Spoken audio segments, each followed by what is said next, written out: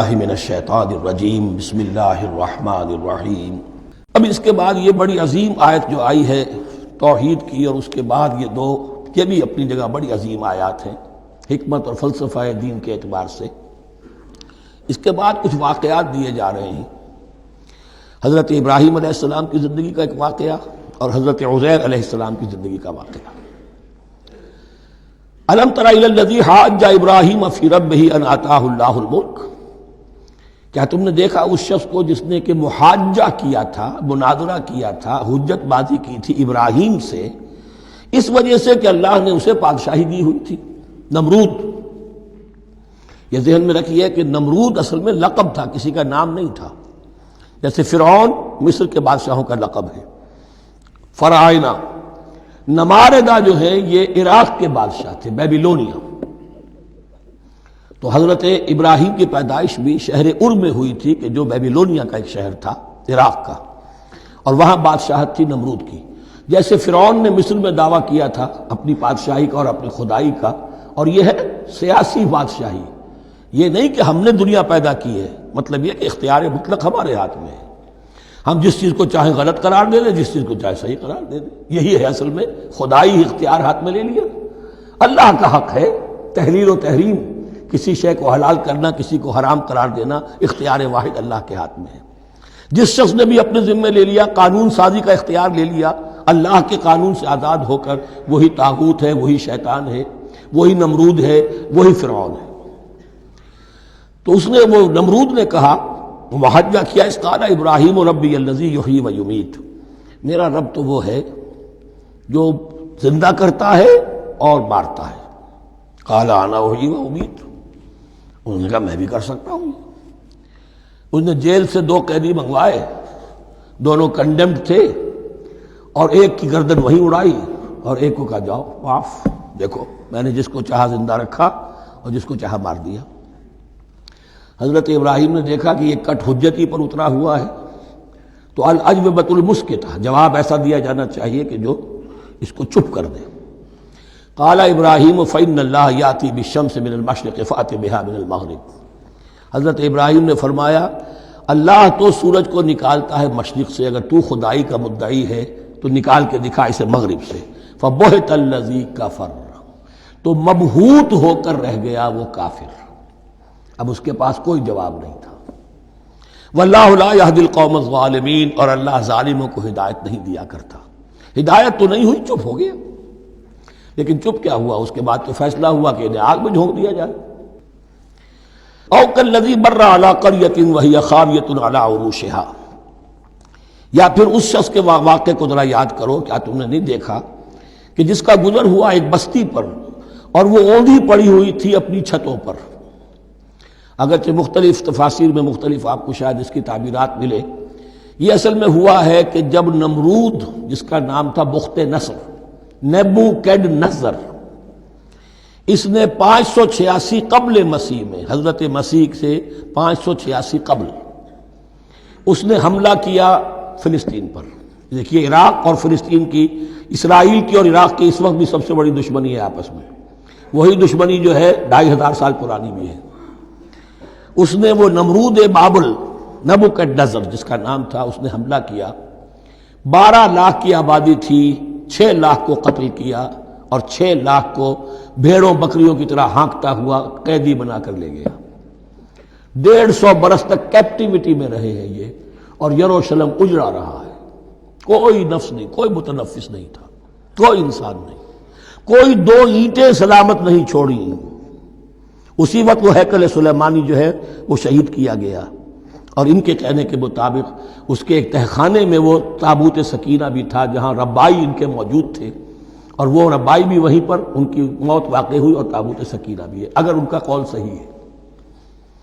تو جس زمانے میں یہ اجڑی ہوئی بستی تھی، حضرت عزیر علیہ السلام کا گزر ہوا، انہوں نے دیکھا کوئی متنفس نہیں، تو انہوں نے کیا کہا، قال انا یحیی ھذہ اللہ بعد موتها، اللہ اس بستی کو اس کے اس طرح مردہ اور برباد ہو جانے کے بعد کیسے زندہ کرے گا؟ اب اس میں کیسے احیاء ہو سکتا ہے؟ دوبارہ کیسے اس میں لوگ آ کر آباد ہو سکتے ہیں؟ اتنی بڑی بربادی، اتنی تباہی، کوئی متنفس نہیں، کوئی 2 اینٹیں سلامت نہیں۔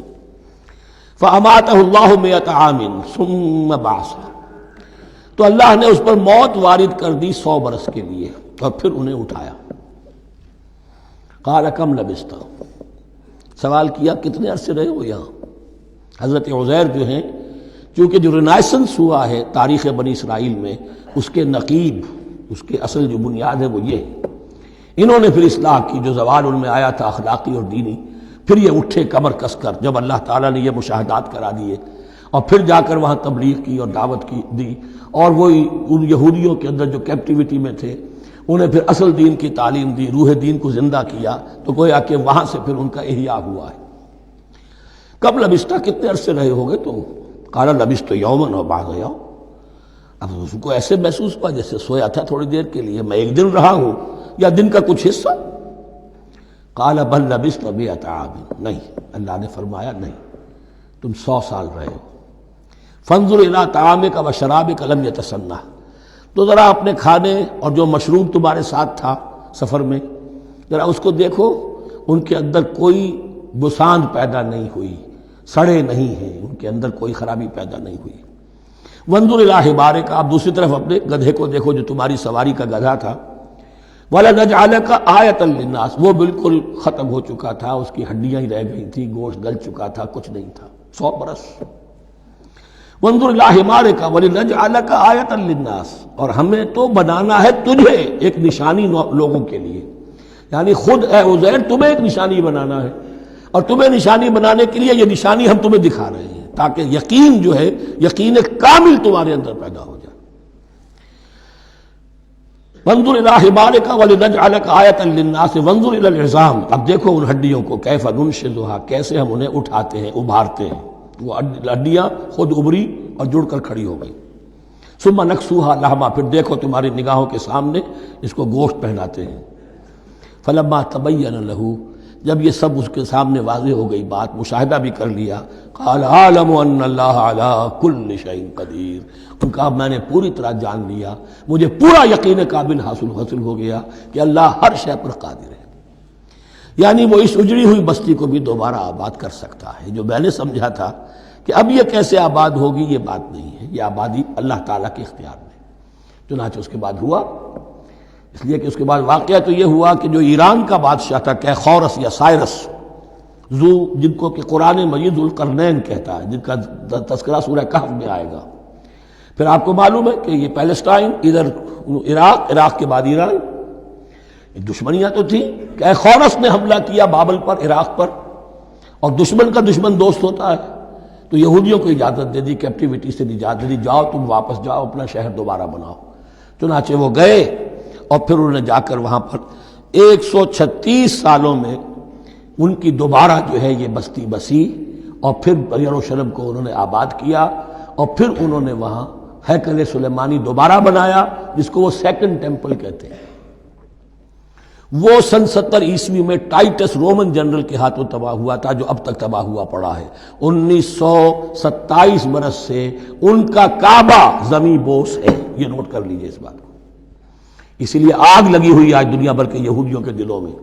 اب تو ہماری حکومت ہے وہاں پر، ہم اپنا یہ جو بھی کچھ یہاں پر اس احاطے میں بنا دیا گیا ہے سب کو ختم کریں گے، اور اپنا ہیکل سلیمانی بنائیں گے۔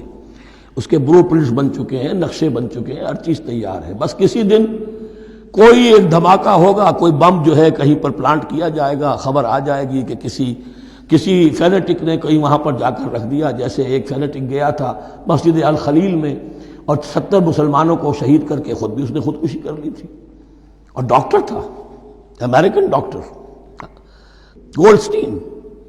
اسی طریقے کا کوئی فینیٹک جائے گا اور وہ اس کو گرا دے گا، پھر کہیں گے جب یہ گر ہی گیا ہے، جیسے مسجد ایودھیا کا معاملہ ہے، اب گر گئی ہے تو بھائی ہمیں رام مندر بنانے دو، کاہے کو تم اب یہ مسجد کاہے کو بناتے ہو، وہ ہوگا۔ اور یہ میں سمجھتا ہوں کہ چند ہفتوں کی، یہ چند مہینوں کی بات ہے، یہ ہونے والا ہے فوراً۔ صدق اللہ العظیم۔